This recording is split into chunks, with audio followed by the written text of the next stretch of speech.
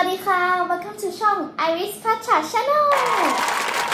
แล้ววันนี้นะคะเราก็จะมาทำอะไรที่แปลกใหม่กับหนูนั่นเองนะคะก็คือเราจะมาทำบราวนี่นั่นเองค่ะแต่ว่า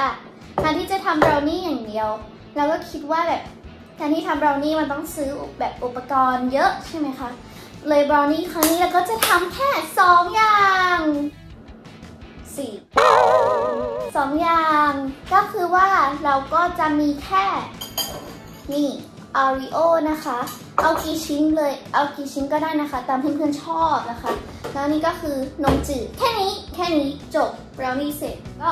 ส่วนนี้นะคะเอามาจากมุ้ยพี่ชายนั่นเองค่ะพี่สาวหนูนั่นเองค่ะโอเคค่ะอย่างแรกเลยนะคะเราก็จะเอาอาริโอมาทุบด้วยช้อนอันเดียวแล้วก็มาเริ่มทุบกันเลย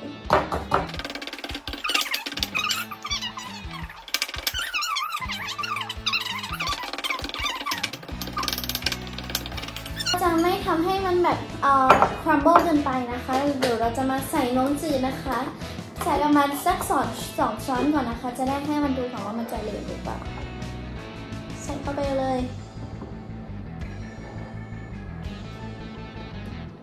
ของเรามี3 ชิ้นนะคะเราก็จะอาจจะใส่ครึ่งจาก2 ช้อนครึ่งนะใส่นมไป2 ช้อนครึ่งแล้วนะคะเดี๋ยวเราก็ทุบต่อเลยนี่นะคะทุกคนเราทำให้มันเหลวมากแล้วนะคะเดี๋ยวเราไปเข้าไมโครเวฟสัก45 วินาทีนะคะให้มันเซ็ตตัวนิดนึงแล้วก็เสร็จแล้ว คือเสร็จไวมากเลยเราก็งงไงว่าแบบมันได้จริงหรอเลยเราก็ไปเข้าไมโครเวฟกันเลยค่ะ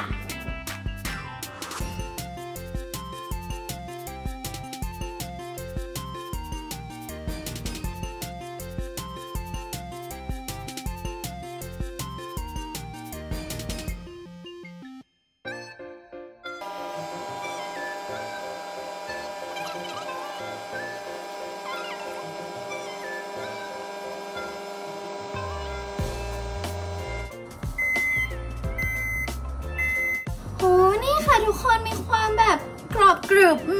เหมือนบราวนี่มากค่ะทุกคนโอ้น่ากินมากว้าวเดี๋ยวเรามาชิมกันเลยดีกว่าเย้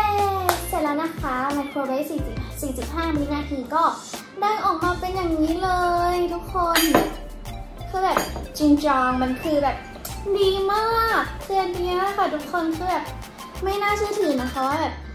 แค่นี้ก็จะได้บราวนี่ที่แบบเป็นสูตรง่ายมากแล้วนะคะเดี๋ยวเรามาชิมกันเลยถ้าเพื่อนๆไม่ชอบแบบกินโอริโอนะคะแล้วก็มาทำโอริโอเป็นบราวนี่ก็ไม่จำเป็นต้องเป็นโอริโอก็ได้นะคะก็เป็นช็อกโกแลตอะไรก็ได้ที่เป็นคล้ายๆโอริโอแล้วก็มาทำวิธีเดียวกันเลยค่ะเดี๋ยวตอนนี้เรามากินกันเลย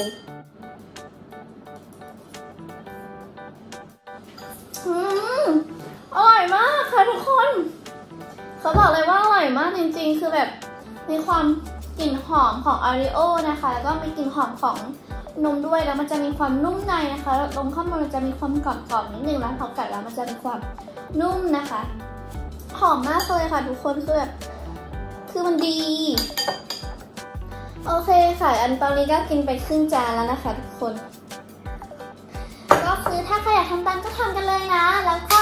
ถ้าใครอยากได้สูตรอะไรที่ง่ายๆอย่างนี้ก็คอมเมนต์ดาวน์ไปเลยได้เลยนะคะเดี๋ยวหนูกับพี่สาวนะคะก็จะไปค้นหาดูนะคะเพราะว่าพี่สาวก็เมื่อดีพิชชั่นนะคะก็จะเป็นคนแบบทำอาหารเก่งมากนะคะเราก็สื่อสารกันได้โอเคก็วันนี้ขอตัวลาไปก่อนนะคะอย่าลืมกด subscribe กดไลค์กดแชร์แล้วก็อย่าลืมกดกระดิ่งด้วยนะคะจะได้ไม่พลาดวิดีโอไหนใหม่บ๊ายบาย